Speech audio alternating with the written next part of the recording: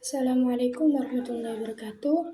Perkenalkan, nama saya Rahma Rizky Namardadila dengan NIM akhir 089. Nah, di video ini aku mau jelasin tentang cara web dan internet. Mungkin kita tiap hari buka website, tapi jarang kepikiran sebenarnya di balik itu semua prosesnya gimana sih? Nah, di sini aku bakal bahas dari dasar sampai akhirnya sebuah halaman web yang bisa muncul di layar kita. Nah, yang pertama kita membahas tentang browser dan halaman web. Nah, browser seperti Google Chrome, Mozilla Firefox, atau Safari adalah aplikasi yang kita gunakan untuk membuka web. Nah, saat ini kita mengetik halaman website, browser akan mengirim permintaan ke server. Kedua, menerima data.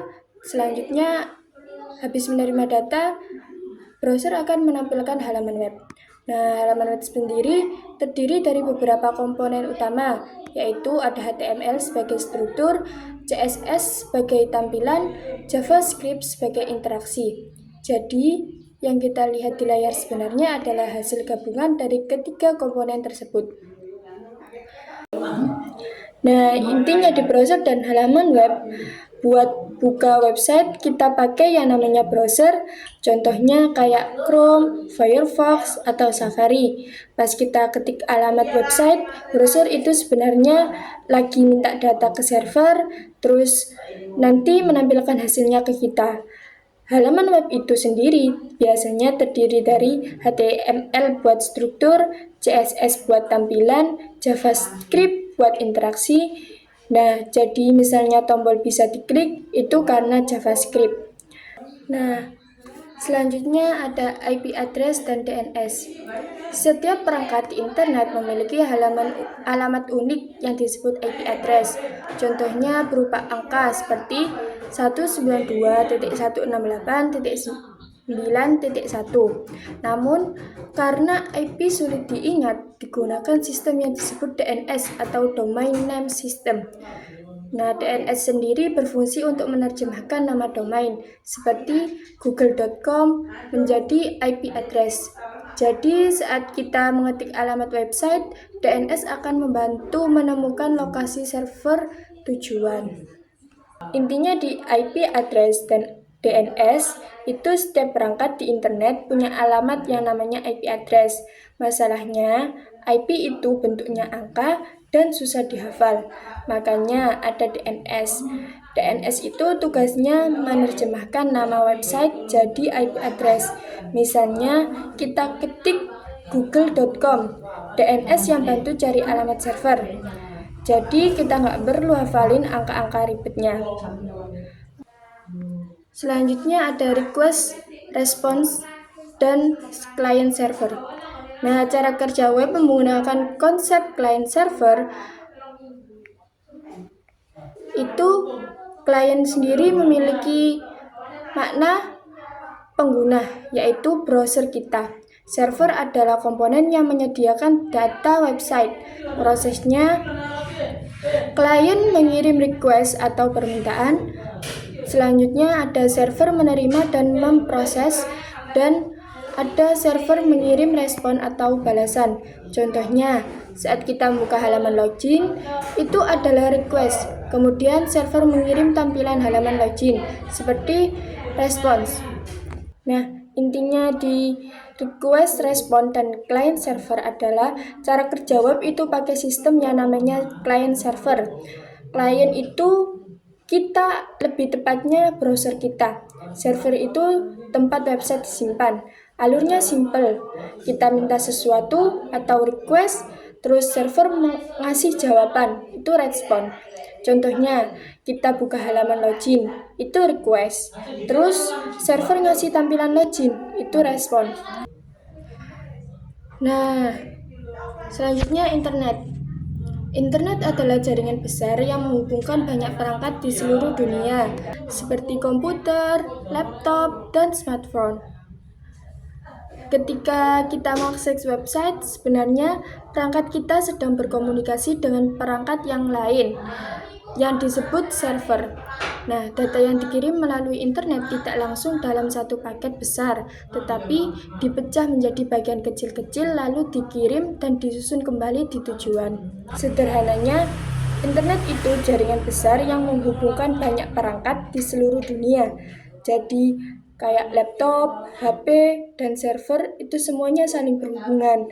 Kalau kita kirim data, misalnya buka website, datanya itu nggak langsung dikirim utuh, tapi dipecah jadi bagian kecil-kecil, baru nanti disusun lagi tujuannya. Nah, selanjutnya ada bagaimana sih halaman web terbentuk? Langkah-langkahnya adalah pengguna mengetik URL di browser, terus browser meminta bantuan DNS untuk mencari IP address, kemudian browser mengirim request ke server, selanjutnya server mengirim file seperti HTML, CSS, dan JavaScript. Terus browser memproses file tersebut dan halaman web ditampilkan di layar. Jadi, halaman web yang kita lihat sebenarnya hasil dari proses pengambilan dan penyusunan data. Nah, di intinya ini adalah bisa kita lihat alur lengkapnya. Misalnya kita buka website, pertama kita ketik alamat di browser, terus DNS cari IP address, terus browser kirim request ke server. Yang keempat, server kirim balik file, terus browser nyusun dan menampilkan halaman. Jadi, sebenarnya halaman web itu hasil dari proses dirakit di browser kita. Selanjutnya ada HTTP. HTTP adalah protokol atau aturan komunikasi antara klien dan server. Beberapa jenis request yang sering digunakan adalah GET untuk mengambil data, POST untuk mengirim data, PUT untuk memperbarui data, dan DELETE untuk menghapus data.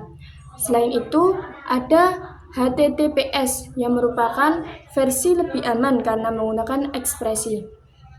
Nah, komunikasi antara browser dan server itu pakai aturan yang namanya HTTP. Ada beberapa jenis request, antara lain GET, ambil data, POST, kirim data, dan lain-lain. Kalau HTTPS itu versi yang lebih aman karena datanya dienkripsi. Selanjutnya kita ke backend dan database server. Nah, backend adalah bagian dari website yang berjalan di server. Fungsinya untuk mengatur logika aplikasi, mengolah data, menghubungkan ke database. Nah, database sendiri digunakan untuk menyimpan data seperti data pengguna, produk, transaksi.